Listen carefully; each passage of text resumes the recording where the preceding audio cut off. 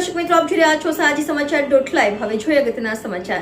Surat civil હોસ્પિટલમાંથી ચોરીની ઘટનાઓ યથાવત. અલગ અલગ વિભાગમાંથી મોબાઈલ અને રોકડ રકમની ચોરી થતી હોય છે. સિવિલમાંથી છેલ્લા 15 દિવસમાં 50થી વધુ નળની ચોરી.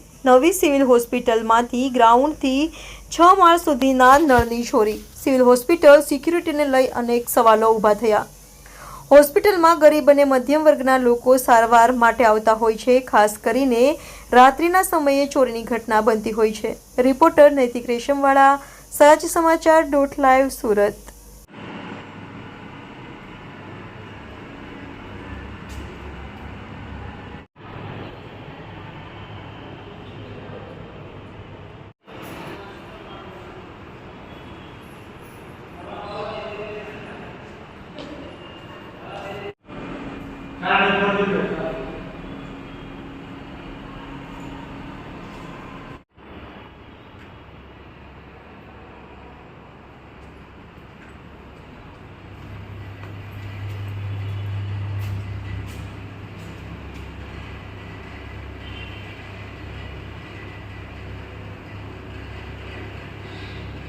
જી મેડમ, કિડની બિલ્ડિંગમાં નળ ચોરી થઈ છે, શું છે આખી વિગત?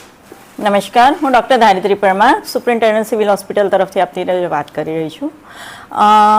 મારા પણ જાણવામાં આવ્યું છે કે અમારે ત્યાં આવેલી કિડની હોસ્પિટલ અથવા તો કિડની બિલ્ડિંગ નામે આવેલી હોસ્પિટલ, જ્યાં આગળ છેલ્લા અઠવાડિયા દરમિયાન થોડાક નળની ચોરી થયેલ છે.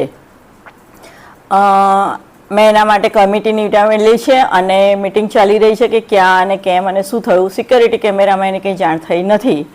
સો અમારું માનવું છે કે આ બિલ્ડિંગમાં કન્સ્ટ્રક્શન કામ ચાલી રહ્યું છે. હાલમાં અમારી જૂની બિલ્ડિંગમાંથી અમે નવી બિલ્ડિંગમાં એટલે કે કિડની બિલ્ડિંગ અને જૂની કોવિડ બિલ્ડિંગ તરીકે જાણીતી સ્ટેમ સેલ બિલ્ડિંગમાં શિફ્ટ કરવાની તૈયારીમાં છે.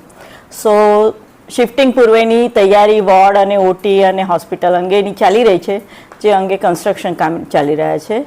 તો શક્યતા છે કે કન્સ્ટ્રક્શન કરતા લેબર વર્ક કે અવર જવર પર પૂરો કંટ્રોલ ન હોવાથી આ ચોરી થઈ હોઈ શકે, જે અંગે તપાસ ચાલુ છે. ટોટલ કેટલા છે મેડમ ને કેટલા દિવસ પહેલા ચોરી થઈ છે? એની એક્ઝેક્ટ વિગત હજુ મારી તપાસ ચાલુ રહી છે એટલે હું કહી નહીં શકું, પરંતુ નળ અને મતલબ ટોયલેટ બાથરૂમ અને એ એરિયામાંથી નળની ચોરી થયેલ છે એવું મારી જાણમાં છે. મેડમ, 3 દિવસ પાણી બંધ હતી, એમાં ચોરી થઈ શકે એવું કંઈ સંભાવના? પાણી બંધ હતું એટલે શુક્રવાર, શનિવાર, રવિવાર 3 દિવસ પાણી બંધ હતી કિડની બિલ્ડિંગની, એમાં ચોરી થાય સંભાવના? નળની ચોરી અને પાણીની સંભાવના જોડે કે ખાસ ના હોય. કામ ચાલે છે એટલે નળ પાણીનો સપ્લાય ઓન એન્ડ ઓફ બંધ ચાલુ કરવામાં આવે છે, પરંતુ લોજિકલી મને નથી લાગતું કે નળની ચોરી અને પાણીનું બંધ થવાનું કોઈ કનેક્શન હોય, સિવાય કે એ જ માણસો ચોરી કરી ગયા હોય. કોઈ આમાં આઈડિયા ખરો? કોઈ સીસીટીવીમાં એવું કંઈક દેખાયું છે કોણ ચોરી કરી ગયું કંઈક આઈડિયા? પ્રાઇમરી સીસીટીવીની તપાસમાં હજુ ખબર પડી નથી. સીસીટીવીના રેકોર્ડિંગ બહુ લાંબા હોવાથી 100% તપાસ પૂરી થઈ નથી, પરંતુ પ્રાઇમરી તપાસમાં હજુ સુધી કોઈ પર એલિગેશન કરી શકાય એવું નથી. મેડમ, એમાં કંઈ કે એફઆઈઆર કંઈક લખાવવામાં આવશે?